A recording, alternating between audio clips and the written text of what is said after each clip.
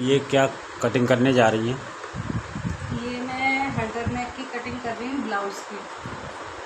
हल्टर नेक कुछ इस टाइप का होता है, इस टाइप का। ऊपर इसमें राउंड कॉलर लगी होती है और पैडेड ही बनाऊंगी मैं भी। और पीछे कुछ इसकी ये डिज़ाइन रहती है, लेकिन बैक की हम डिज़ाइन चेंज कर रहे हैं। बाकी पैटर्न हमारा यही रहेगा। ओके, अब आप आ जाइए मार्किंग पे। ये हमने इसकी लंबाई रखी है, लंबाई में हमने 1 इंच प्लस किया है, तो हमें इसकी लंबाई चाहिए पूरी 14, लेकिन हमने इसको 15 रखा है। ठीक है। और यहाँ से हमने ये बैक होके, इसलिए हमने यहाँ से 1/2 इंच का मार्जिन रखा है। मार्जिन पे एक लाइन खींची है हमने, और जो भी मार्किंग हम फिटिंग की लगाएंगे वो लाइन के इस तरफ लगाएंगे। और इसके बाद में हमने यहाँ से शोल्डर लिया है 7 इंच। 7 इंच पे हमने मार्किंग लगाई है, मतलब उनका फुल शोल्डर है 16 इंच, लेकिन हमने उसमें माइनस करके 7 इंच लिया हुआ है इसको। ठीक है। बाकी तो हम इसमें और चेंजेस करेंगे, लेकिन फ़िलहाल में हमने शोल्डर ले लिया 7 और आर्मोल हमने 6 इंच ले लिए। आर्मोल हम ज़्यादा बड़ा इसलिए नहीं रख रहे, फिर साइड से बहुत ओपन रहता है, साइड से फिटिंग अच्छी आए, इसलिए हमने इसको 6 इंच रखा है।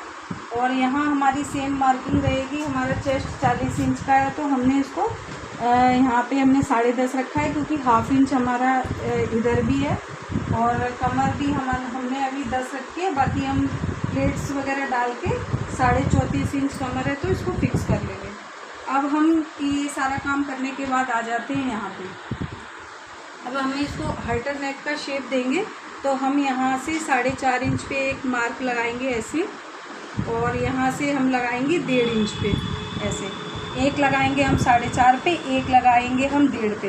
ये 1.5 वाला जो है ये हमारा रहेगा नेक का शेप, और ये 4.5 वाला जो मार्किंग है वो चला जाएगा हमारा आर्मोल में। तो हम इसको 4.5 को ऐसे राउंड करके आर्मोल पे टच कर देंगे।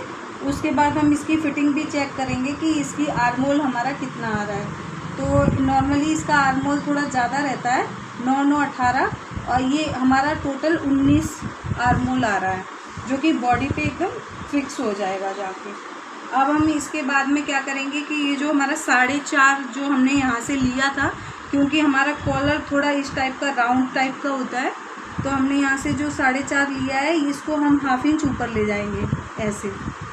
इसको 1/2 इंच ऊपर ले जाके हम मिला देंगे ऐसे, इस जो हमारी शोल्डर की लाइन थी उस पे मिला देंगे। इतना क्लियर जी।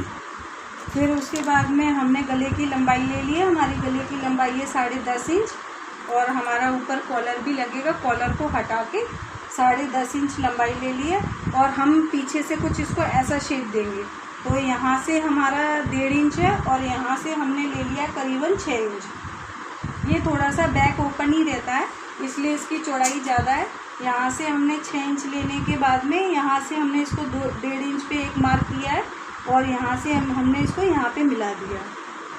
अब हम इसको यहाँ से हमने 6 पे मिला दिया, ये हमने ऐसे लाइन खींच दी। अब इसको हम ऊपर जो 1.5 लिया है उससे ऐसे करके और गले का हम शेप दे देंगे।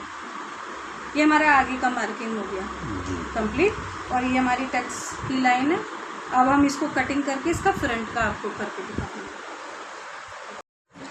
ये जो हमारा बैक पार्ट हमने काटा था, अब इसको हम फोल्ड साइड में, पहले हमने ओपन साइड में लिया था, अब कपड़ा फोल्ड साइड है यहाँ पे, और इसको हम 1/2 इंच जो हमने एक्स्ट्रा रखा था पीछे वाले पार्ट में, 1/2 इंच हम बाहर की तरफ इसको निकाल के और ऐसे रख देंगे कपड़े में। ये जो हमारा 1/2 इंच बाहर की तरफ रहना चाहिए, इसको बिल्कुल एक जैसा कर लें। अब हम इसको एग्जिट, पहले जैसा हमारा ये पल्ला है वैसे ही हम इसको पूरा मार्क कर देंगे।